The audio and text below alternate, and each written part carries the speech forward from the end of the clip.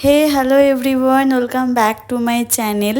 কেমন আছো তোমরা সবাই? আশা করি খুব ভালো আছো।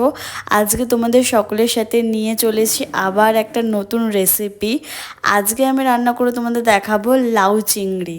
আমি এখানে ছোট জ্যান্ত চিংড়ি মাছ নিয়েছি। তোমরা চাইলে বাজারে অ্যাভেলেবেল বড় চিংড়িও ব্যবহার করতে পারো, কিন্তু ছোট চিংড়ি মাছে বেশি ভালো লাগে। তো ফার্স্টে চিংড়ি মাছগুলোতে নুন হলুদ মাখিয়ে আমি কড়াইতে গরম তেল করে তার মধ্যে রাঁধুনি আর তেজপাতা ফোড়ন দিয়ে নুন হলুদ মাখিয়ে রাখা চিংড়ি মাছগুলো ভালো করে উল্টে পাল্টে ভেজে নেব।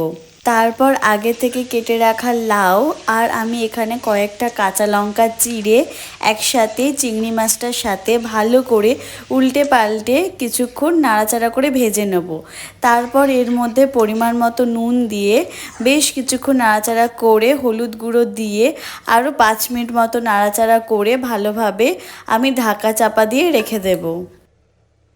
দেখো আমি 5 মিনিট পর ঢাকাটা খুলে কিছুটা নেড়ে চেড়ে দেবো উল্টে পাল্টে।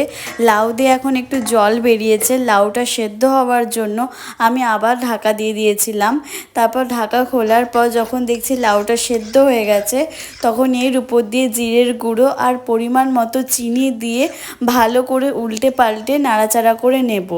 লাউয়ের মধ্যে টাইট আঠালো ভাবটা আনার জন্য আমি অল্প একটু চালের গুঁড়োর সাথে জল মিশিয়ে এখানে দিয়েছিলাম। চালের গুঁড়োর জলটা দিয়ে নাড়াচাড়া করার পর আমি উপর থেকে কিছুটা ধনেপাতা কুচি দিয়ে নাড়াচাড়া করে নিয়েছি।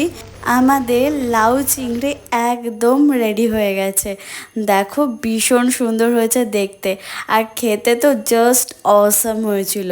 তোমরা বাড়িতে এরকমভাবে লাউ চিংড়ি ট্রাই করো আর আমাকে অবশ্যই কমেন্ট করে জানিও তোমাদের কেমন লাগলো। এমন সুন্দর সুন্দর ভিডিও দেখতে আমার চ্যানেলটা সাবস্ক্রাইব করে দিও। দেখাবার নেক্সট ভিডিওতে। বাই।